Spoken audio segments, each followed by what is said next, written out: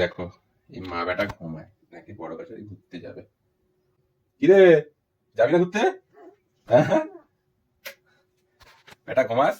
দেখো দেখো দেখো এ পাগলা আসো উঠে আসো। আমাদেরকে তুলে আর নিজেই শুয়ে পড়েছে ছেলে নিয়ে। চলে আসো চলে আসো, আসো তাড়াতাড়ি। ঠান্ডা লাগছে? এই করো।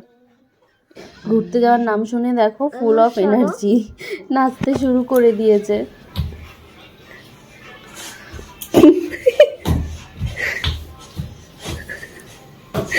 নাও যাও মুখটা দাও। স্নান করে আগে ঘরের ঠাকুরকে খেতে দিয়ে দিলাম। হয়ে গেছি, অনেকটাই লেট হয়ে গেছে, একটু তাড়াতাড়ি যাবো কিন্তু করতে লেট হয়ে গেছে। চলো রাস্তায় গিয়ে আবার কথা বলছি। এই যে শুরু হয়ে গেছে ওর ব্লগিং করা, ব্যাস ঠিক আছে।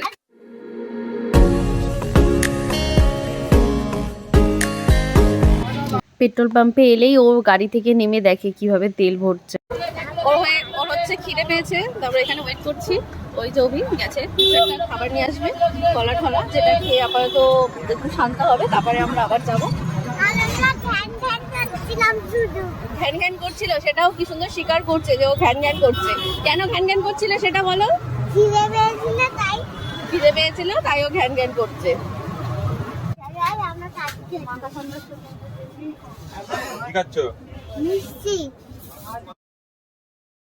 আমাদের বাড়ি থেকে বড় কাছারি 1 ঘন্টা 40 মিনিট মতো লাগে।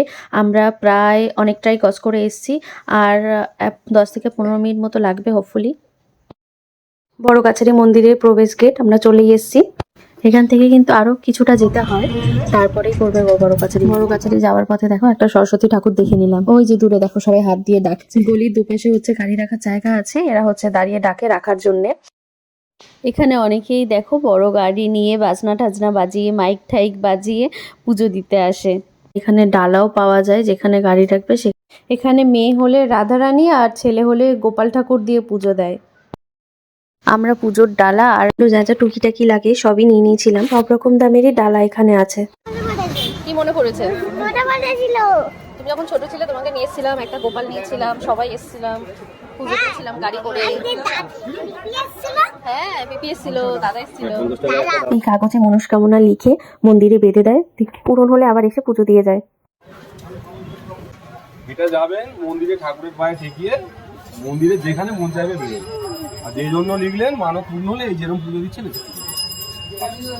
জলটা তুলবেন, তুলে সিদ্ধিগুলোর মাঝখানে দেবেন, দেওয়ার পরে ঘিত মধুগুলো হাফ হাফ করে দুটো ঘটের মধ্যে মিশিয়ে ওই স্লিপটা মানে হিসাব করে রেখে দিন। আমার কাছে আছে 378 হয়েছে।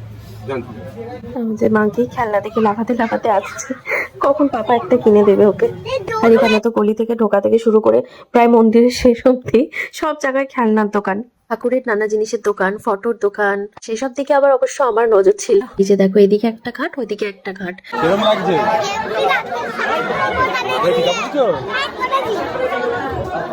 আমার মুখটা এরকম লাগছে কারণ আমি শুধু ভাবছিলাম স্লিপ খেয়ে আচার খেয়ে না জলের মধ্যে যাই।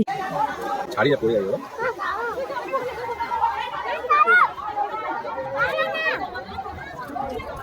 সে গেছে বাবার সাথে জল ভরতে, জল তো আর ভরবে না, ওই যে ঘাটতে গেছে, ঘড়ি শুদ্ধ চুবিয়ে দিল। আমি এর মধ্যে সিদ্ধি দিয়ে নিলাম, সাথে একটু মধু মিশালাম, আর ঘি গেছে জমে, তাই ধূপের কাঠিটা দিয়ে যা হোক করে ঘিটা বার করে করে দিচ্ছিল। পাশে ছিল সাবিত্রী মা, তাকে সিঁদুর পরিয়ে নোয়া পরিয়ে শাঁখা পরিয়ে দিলাম।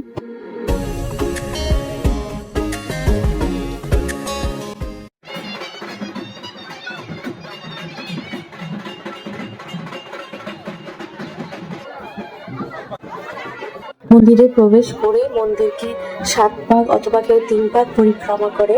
এখানে দেখো কত ছোট ছোট বাচ্চাদেরকে নিয়েছে পুজো দেওয়ার জন্য।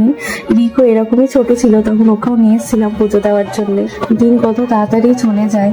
ঠিক কয়েক বছর আগে রিক কোলে করে এরকম মন্দির পরিক্রমা করেছিল, আজকে বাবার হাত ধরে লাফাতে লাফাতে পরিক্রমা করছে। দেখো সেই মনস্কামনার জন্য যে কাগজগুলো দেওয়া হয়, তো সবাই লিখে এখানে এরকম দড়ি দিয়ে মন্দিরের পাশে গ্রিলে আটকে দেয়।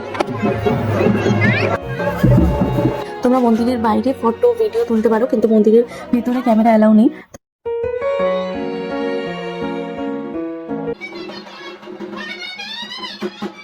সে আবার দৌড়ে চলে গেছে এক ঠাম্মির সাথে কথা বলতে। তো কথা বলে দেখো আমরা নিরামিষ একটা হোটেলে গেছি, এখানে সব জায়গাতেই নিরামিষ খাবার পাওয়া যায়। খাবারগুলো সত্যি খুব সুন্দর ছিল।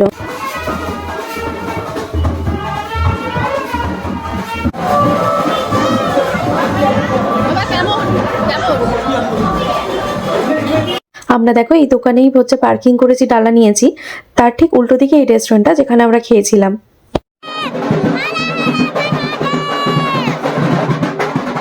সে আবার দেখো চলে গেছে সানগ্লাস কিনতে, যদিও এই সানগ্লাসটা কিনিনি, তাও পরে চেক করছিল, আমরা কিনেছি একটা অন্য। আর কাসর বাজানোর লাঠিটা ও এখন মাইক হিসাবে ইউজ করছে। আমরা পুজোটা দিয়ে খেয়ে নিয়েছি, পুরো রেডি হয়ে গেছি। এবার আমরা যাবো বাড়ি থেকে। তো যাওয়ার পথে তোমাদেরকে বড়কাছারি মন্দিরে যে মিষ্টি কীভাবে বড়কাছারি হয়েছে, তো সেই সমস্তটা যেটুকুনি ইনফরমেশন আমার কাছে আছে সেটুকুনি আমি জানানোর চেষ্টা করবো। তো একটু পরে তোমাদেরকে জানাচ্ছি।